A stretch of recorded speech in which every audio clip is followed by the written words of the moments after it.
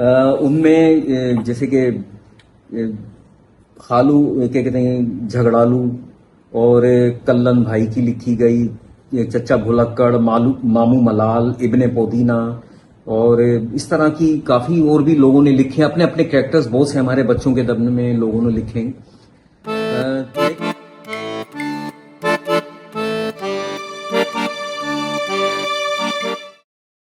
اچھا، جب جو ان کے سب کے اپنے اپنے کریکٹرز جو ہوتے تھے، ان کے اپنے تکیہ کلام ہوتے تھے، تو میں نے جو پہلی کہانی لکھی گڑبڑ گھوٹالہ، تو وہ کافی پسند کی گئی اور وسیم بھائی کو بھی پسند آئی، اور خود میرے لیے بھی ایک نیا تجربہ تھا. اس سے پہلے حالانکہ میں نے ایک دو چھوٹی کہانیاں لکھی تھیں، مزاحیہ ایک انوکھی کہانیاں میں لکھی تھی، جو تیرے در پہ گئے، اور ایک شاید میں نے ایک آدھ اور لکھی تھی، وہ مجھے یاد نہیں ہے کہاں لکھی تھی. لیکن ہاں، ایک لوٹ پوٹ کے اندر ایک ناولٹ لکھا تھا میں نے، اس کا نام تھا چھڈاکو اینڈ کو کر کے نام تھا، وہ دو کامیڈی لڑکوں پہ لکھی تھی میں نے. لیکن دڑوا کالونی کا جو وہ تھا آئیڈیا، وہ بڑا ہی الگ تھا. اس میں مختلف بہت سے کریکٹرز ہو گئے تھے. میں نے بھی جب پہلی کہانی لکھی تو مجھے اچھا لگا، مزہ آیا پہلی کہانی لکھ کر، اور جب چھپی تو لوگوں نے بڑی پسند کیا. اچھا، وہ دور تھا خطوط کا، فیس بک وغیرہ کے تو تھا بھی نہیں. یہ کم از کم آج سے کوئی 22 سال پہلے یہ پہلی کہانی لکھی تھی میں نے، گڑبڑ گھوٹالہ، یہ جب کی ذکر ہے. تو خطوط آتے تھے. اب وہ وسیم بھائی نے کہا یار تم ایسا کرو کہ اس پہ اگلا کیا لکھو گے. تو میں نے کہا یار وسیم بھائی، یہ جو گڑبڑ گھوٹالہ لکھی ہے میں نے دڑوا کالونی والی کہانی، اسی کو میں آگے بڑھاتا ہوں اور اس کی دوسری کہانی لکھ دیتا ہوں. تو انہوں نے کہا ٹھیک ہے. اچھا، اس وقت میں نے اس کا نام سوچا تھا، دڑوا کالونی سیریز نہیں رکھا تھا میں نے اس کا نام. جو اس وقت پہلی کہانی کے بعد میں نے دوسری کہانی لکھنے پہ آیا تھا، تو اس کا نام میں نے سوچا تھا یا رکھا تھا کہکا بار سیریز. تو کہکا بار سیریز کا پھر دوسری میں نے کہانی لکھی، یعنی کہ دڑوا کالونی کی، اس کا نام تھا مشن امپاسبل پارٹ 2.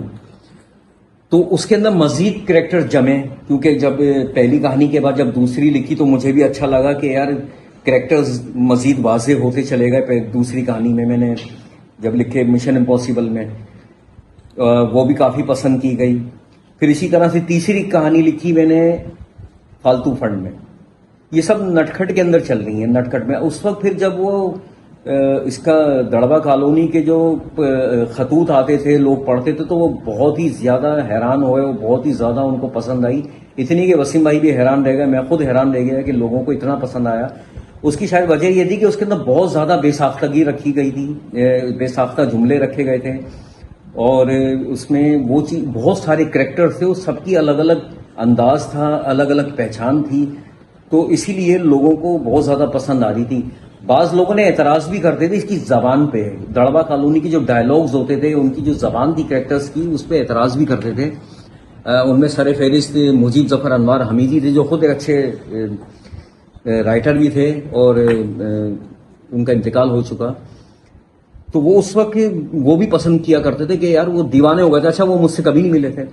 وہ دڑوا کالونی کی بہت باتیں کرتے تھے، اور اس کی لیکن جو جملے الفاظ تھے، اس کی لینگویج تھی دڑوا کالونی کی ابے تبے والی، اس پہ بڑا اعتراض کرتے تھے. لیکن مسئلہ یہ ہے کہ میں الگ یوں نہیں لکھتا تھا کہ ایک جو ان پڑھ، ایک وہاں کا جو ماحول تھا، ان پڑھ لوگوں کا کالونی ہے، اور سارے کے سارے وہ کوئی ہیئر ڈریسر ہے، کوئی کسائی ہے، کوئی بھوسی ٹکڑے والا ہے، تو کوئی دودھ بیچنے والا ہے، کوئی چاچا، بالکل اس ٹائپ کی. تو وہاں کیا اگر میں یہ لکھتا کہ آپ جناب والی بات، تو وہاں وہ جچتی نہیں، اور نہ لوگ اس کو ہضم کر پاتے. میں خود نہیں کر پاتا کہ اگر ایک کچی کالونی کے اندر لوگ جس طرح سے بولیں گے، میں ویسے ہی لکھتا تھا اس کو.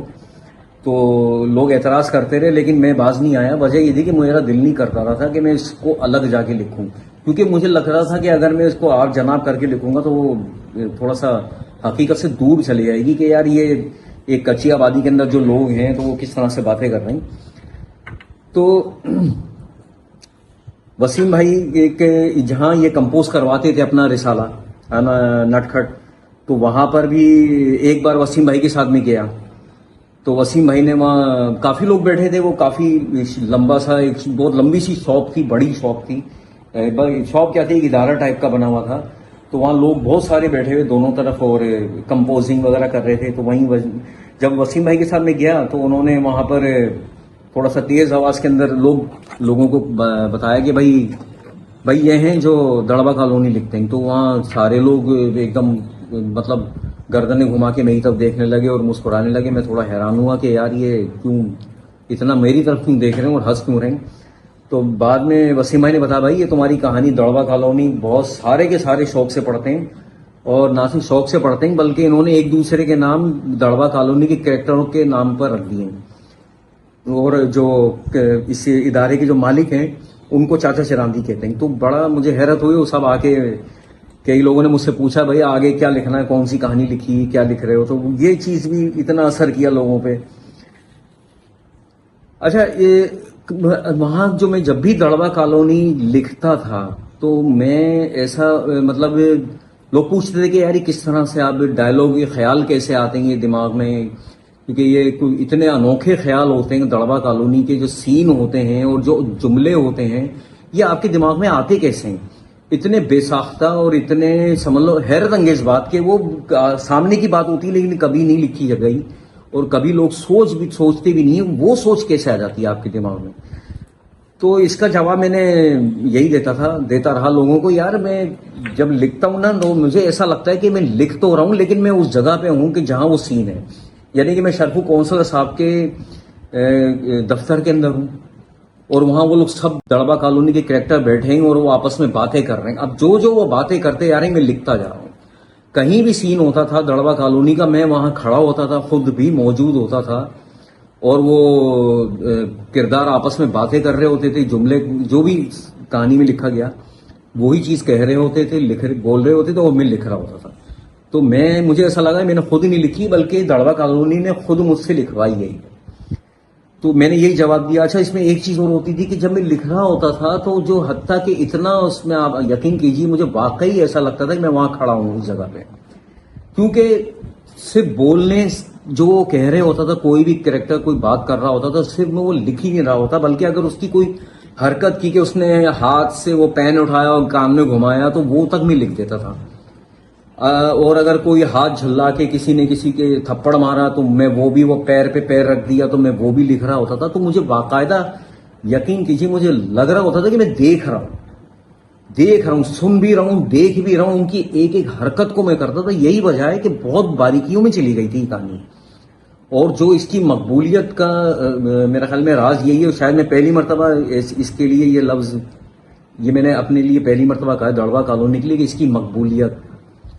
और 22 साल के बाद मैं कहने के लायक हुआ हूं, क्योंकि मेरी कभी आदत नहीं रही कि मैंने यूं लिख दी, ऐसे लिख दी, वो लिख दी, फलां लिख दी, कभी नहीं कहा। लेकिन चूंकि 22 साल हो गए और लोगों ने इसको जितना पसंद किया, ये जिन्होंने पढ़ रखी है वो खुद बताएंगे, जिसका इसका एक क्रेज हो गया था।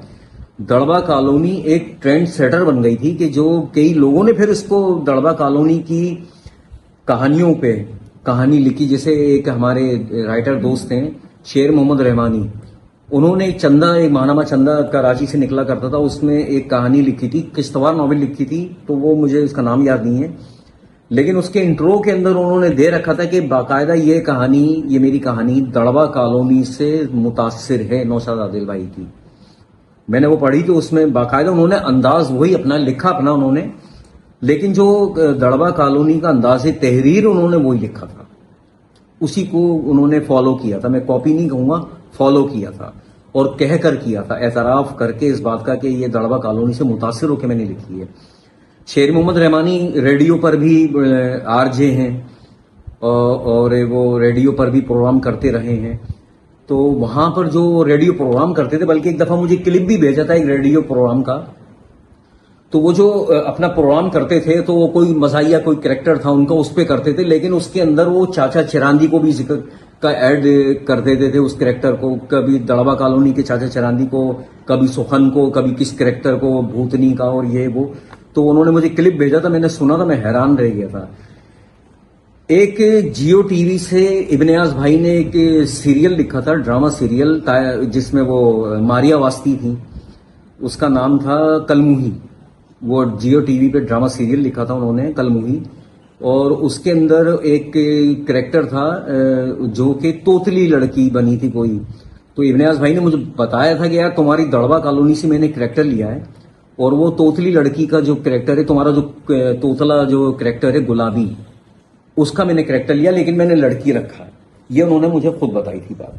تو بہرحال دڑبا کالونی کا ایک کریز تھا اور اب تک ہے، لوگ اس کو فالو کرتے ہیں. اچھا، میں نے یہ بھی دیکھا کہ جو بچوں کے ادب میں جتنی بھی سیریز جو بہت سی لکھی گئیں، ان میں جیسے کہ خالو کیا کہتے ہیں جھگڑالو، اور کلن بھائی کی لکھی گئی، چچا بھلکڑ، مامو ملال، ابن پودینہ، اور اس طرح کی کافی اور بھی لوگوں نے لکھے اپنے اپنے کریکٹرز. بہت سے ہمارے بچوں کے دبن میں لوگوں نے لکھے. لیکن جو میں خیر کسی کو پوائنٹ آؤٹ نہیں کر رہا، لیکن ایک بات بتا رہا ہوں کہ ہمارے جو کریکٹر لکھے گئے وہ عام محاورے سیریز کے اندر اپنی جو بھی لکھی انہوں نے وہ عام محاورے لکھتے تھے. جیسے کہ عام اردو کے ہم دیکھتے ہیں کہ آسمان سے گرا کھجور میں اٹکا، اور فلاں مطلب جو بھی ہوتی ہیں کریکٹر، وہ جو محاورے ہوتے ہیں، تو وہ عامی محاورے لکھ کر اور وہ اس کو حرکات کے ٹوپی گر گئی اور اس طرح سے، اور انہوں نے مطلب عام انداز کی ہوتی تھی. دڑبا کالونی کے اندر بہت سارے کریکٹرز تھے، اور اتنے سارے کریکٹرز کو سنبھالنا کوئی آسان نہیں ہوتا تھا.